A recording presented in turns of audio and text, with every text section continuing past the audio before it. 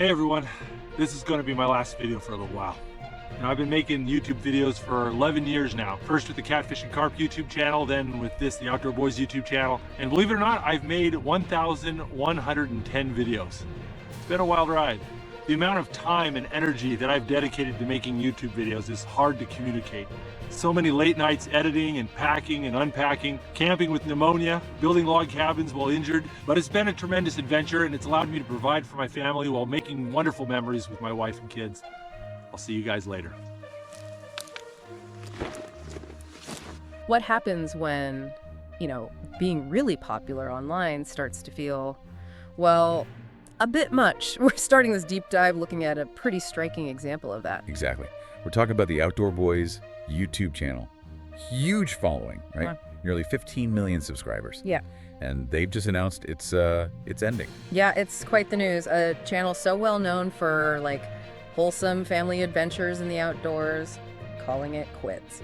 So our source for digging into this is an article that literally just came out today, May 17th, 2025, over on The Verge. Right. And our goal here, our mission, is pretty straightforward. Figure out why.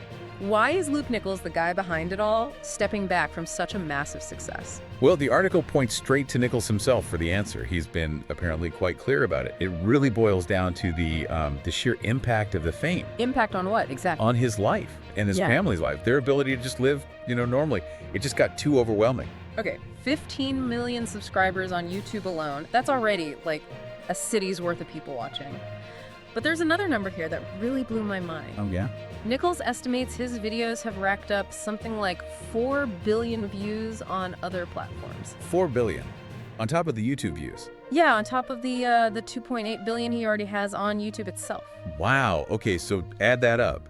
That's 6.8 billion views in total. That's almost the population of the planet seeing your stuff. It's staggering, isn't it? It really shows how content can just explode way beyond where you first put it. Absolutely. And it creates this maybe unintentional level of just massive exposure. You don't necessarily sign up for that scale. Definitely feels unexpected. And, well, with that kind of visibility, the real world starts to intrude, right? Nichols talks about specific examples of how this fame actually affected them day to day. He does. He mentions a few key things that were becoming, real problems. Like what? Well, one big one was his content constantly being sort of stolen and reposted everywhere else. Ah, okay. So that contributes to the huge view count, but it's out of his control. Exactly. It's like your work is just out there spreading like wildfire without you really having a say. It's a loss of control, essentially. Yeah, I can see how that would feel unsettling.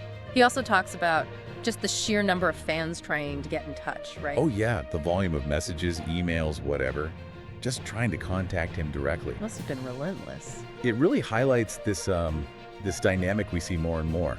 Creators build these connections, which is great, but at that scale, it becomes intense pressure. They call it parasocial relationships, don't they? Where fans feel super connected to someone they've never actually met. Precisely.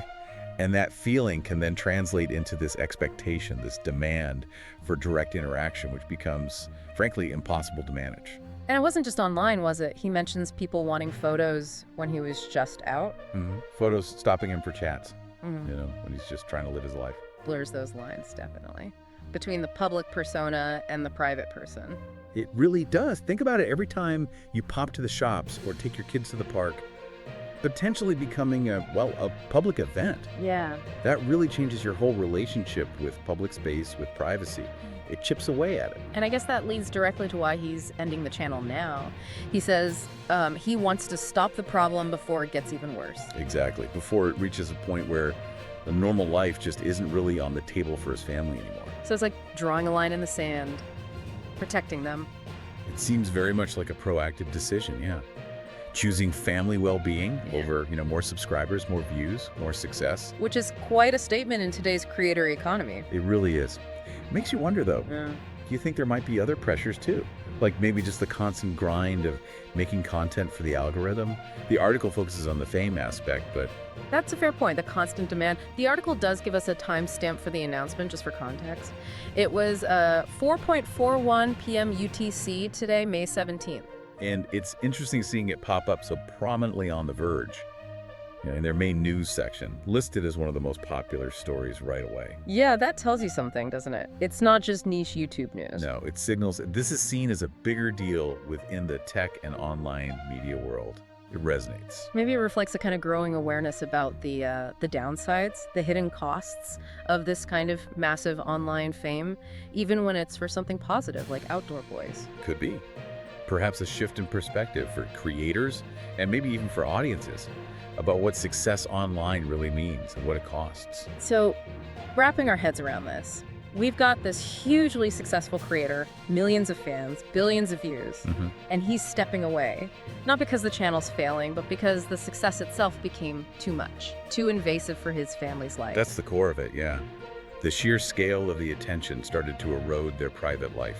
So it leaves us with a pretty big question, doesn't it? Something for you, the listener, to really chew on.